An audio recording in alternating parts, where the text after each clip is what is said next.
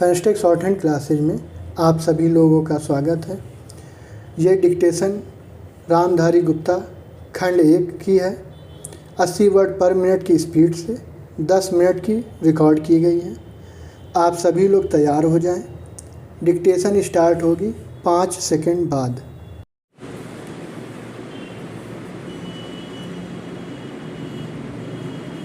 महोदय, मैं दिल्ली के संबंध में भी कुछ कहना चाहता हूँ। अब दिल्ली चूँकि केंद्र शासित क्षेत्र है और दिल्ली को केंद्र शासित क्षेत्र माना गया है, तो स्वभावतः दिल्ली वालों को यह आशा थी कि केंद्र से शासित होने से यहाँ पर उन्नति होगी और यहाँ के लोगों को कुछ सुविधा मिलेगी, संतोष प्राप्त होगा। किंतु मैं यह देख रहा हूँ और लोगों में भी यह भावना बढ़ती जा रही है कि जब से यह केंद्र शासित क्षेत्र हुआ है, तब से शासन में निरंकुशता आने लगी है और लोगों की ओर ध्यान कम दिया जाने लगा है। इसलिए मैं यह कहना चाहता हूँ कि दिल्ली प्रशासन के पुनर्गठन के ऊपर पुनः जोर दिया जाना चाहिए और हो सके तो उसके लिए एक समिति बैठा दी जाए और उसके लिए सोचा जाए कि दिल्ली का प्रशासन किस तरह का होना चाहिए। मैं चाहता हूँ दिल्ली के प्रशासन के संबंध में आप विचार करें। भ्रष्टाचार के संबंध में यहाँ बहुत कुछ कहा गया है। मैं पुनः उसको दोहराना नहीं चाहता, किंतु इतना अवश्य कहना चाहता हूँ कि आज देश में जनता का जो नैतिक स्तर है, वह दिन प्रतिदिन गिरता जा रहा है।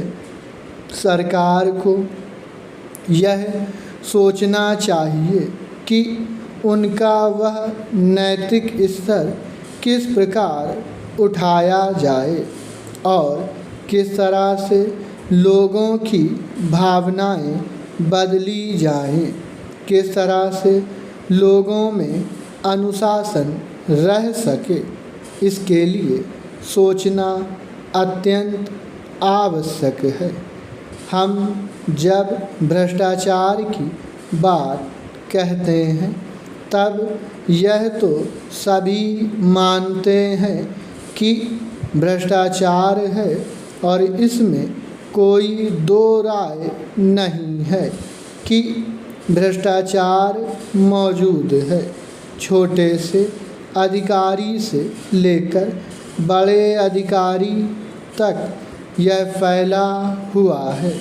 भ्रष्टाचार केवल प्रशासन में है ऐसी बात नहीं है, वरन यह लोगों में भी फैला हुआ है। जब करों की अदायगी का प्रश्न आता है, तब लोग दो दो खाते बना लेते हैं और आयकर की चोरी करने का प्रयत्न करते हैं और कर से बचने के लिए भ्रष्टाचार करते हैं। जैसे बगैर दोनों हाथ के ताली नहीं बज सकती, ठीक वही बात भ्रष्टाचार के संबंध में लागू होती है। भ्रष्टाचार के निवारण के लिए जितना अधिकारियों का कर्तव्य है, उतना ही कर्तव्य जनता का है। अधिकारियों को तो सतर्क रहना ही चाहिए, क्योंकि यह जो संसद है वह कानून बनाकर उनके हाथ में दे देती है। उसका कार्यान्वयन करने के लिए जनता और नौकरशाही को सहयोग से कार्य करना चाहिए। पैरा महोदय, प्रशासन का यह कर्तव्य हो जाता है कि वह सतर्क रहे और अधिकारी लोग अपने को निष्पक्ष रखें, किंतु जो जनता के अंदर एक गिरावट आती जा रही है वह भी एक देखने की बात है। इसलिए मैं चाहता हूँ कि सरकार कोई ऐसा प्रयत्न करे जिससे कि भ्रष्टाचार को रोकने के लिए जो लोगों का नैतिक स्तर ऊंचा होना आवश्यक है उसको ऊंचा किया जा सके। उसके लिए जो भी वह कर सके करे। मुझे कहना तो बहुत कुछ था, लेकिन चूँकि मेरा समय समाप्त हो गया है, मैं अब और कुछ नहीं कहूँगा महोदय।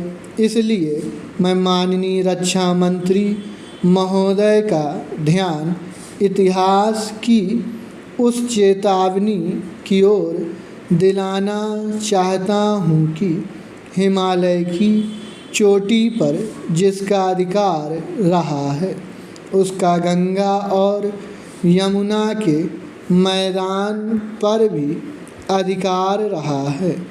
हम इस आशा में नहीं रह सकते कि हम दुश्मन को हिमालय की चोटी से उतरने दें और फिर मैदान में उसका मुकाबला करें।